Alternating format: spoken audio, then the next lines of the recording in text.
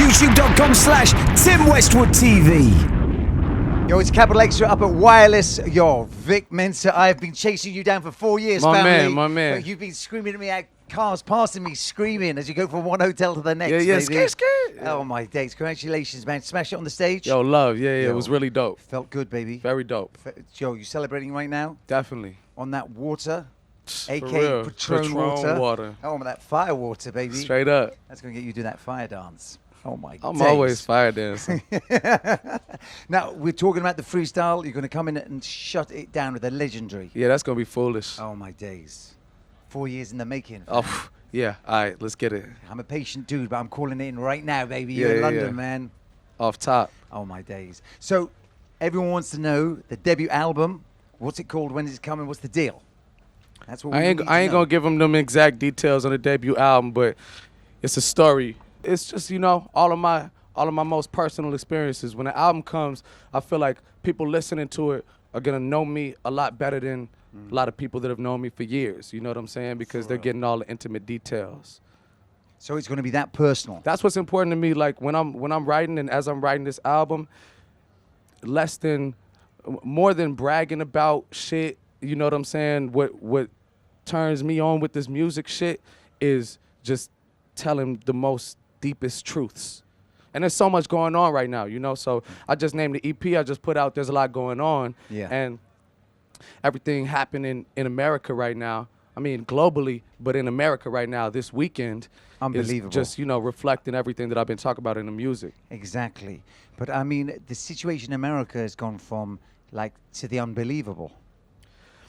Unbelievable if you weren't planning for it, you know. But I've been planning for this, and I've been saying these things, and I don't support the killing of innocent cops, same way that I don't support the killing of innocent black people or innocent people of any color, creed, or religion. But I said this, you know, with Charlemagne the other day. I said this: you can't just keep killing us and think that the bullets won't turn around at a point in time.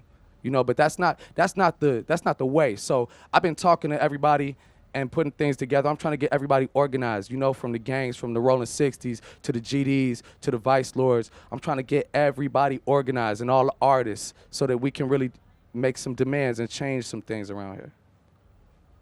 Do you think this is something which has just been happening forever, but is now getting highlighted because of everyone's on the phones with the cameras? It's just getting more and more publicized. That's all it is. I mean, if you look at the numbers, if you were to divide the number of black people lynched since like 1910, that's like 40 people per year lynched. This year, in 2015 alone, over 100 unarmed black people were shot by police. This is modern day lynching. The end result hasn't changed. It's just the method and the visibility.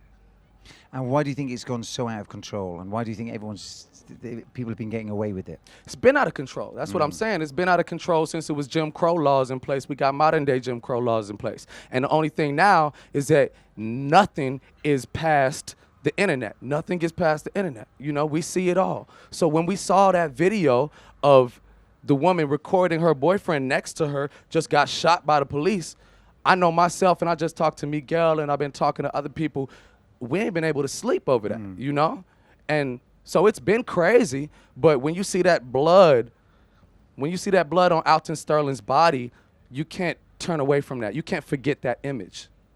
The images, they tell the whole story. Picture is worth 1,000 words, and we're seeing way too many pictures of us dying. And heartbreaking beyond belief. And to see the gun still pointing as the, like, no help or... That's why we got to change it. You know what I'm saying? And it comes from, I was in London yesterday, and I bumped into somebody outside the hotel. He told me that 100 people from London were meeting up at, like, the Comedy Cafe or something to have a debate about it. You know, and we had Ghanaians in there, Nigerians in there, Jamaicans in there, South African white people in there. All around the world, we're talking about this, you know? And so at this point, it's just time to really be solution-oriented. Yeah. And what do you think the solutions are?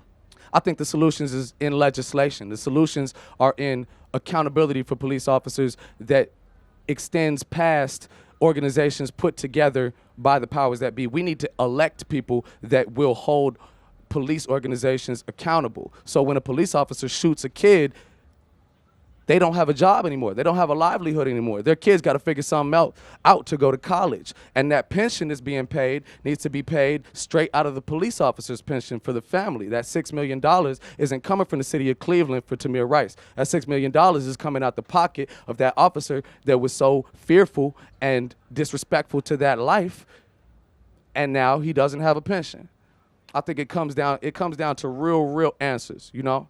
Because at the end of the day, I've said a lot of things, you know, violently towards police officers because that's the energy that I've received from police officers my whole life. But it's not the violence that's going to end this shit. It's got to be understanding. We got to be able to listen to each other and understand. Like in hip hop, people of any color, we all can connect through that. You know what I'm saying? Like you and I can connect because we live, breathe hip hop. Don't matter where your family's from or where my family's from. We can be on the same wavelength. And I believe that everybody in the world can be the same way. We just got to understand each other. Do you think these solutions can happen? I think these solutions can and will happen. And I'm sorry that it had to take police officers getting sniped out of a parking garage, but America was built on blood, and it's gonna go down by blood. And we gotta rebuild it off love. What do you think the artists can do? The artists need to open their fucking mouths and speak about it and make it recognized that they're not okay with this. They're not okay with any of it. 'Cause we don't need to be killing each other. We got so much better shit to do. You know what I'm saying? There's so much better things to do. We're living in like the Middle Ages where it's like niggas is basically dueling. This is like how Alexander Hamilton got killed. And Shout out to Hamilton. That shit was for ill. real. And what do you think the Chicago gangs can do? I think what the Chicago gangs can do is they can come together and put their own differences aside, and the gangs everywhere, because they look, people bleed the same. You know, whether you Crip or you Blood, you still bleed the same blood at the end of the day. So when we come together and we show that we're able to organize ourselves and make demands, we're not going to be able to be looked over. Vic, I want to thank you for your words, brother. Really good to link. And looking forward to that freestyle, baby. We're going to get it in. Shout For out real. to Tim Westwood TV, baby. Thank you, fam. Smashed it down on that stage. You had a Thank good you. time. Main stage, ripping. Thank you so much, man. Yeah. And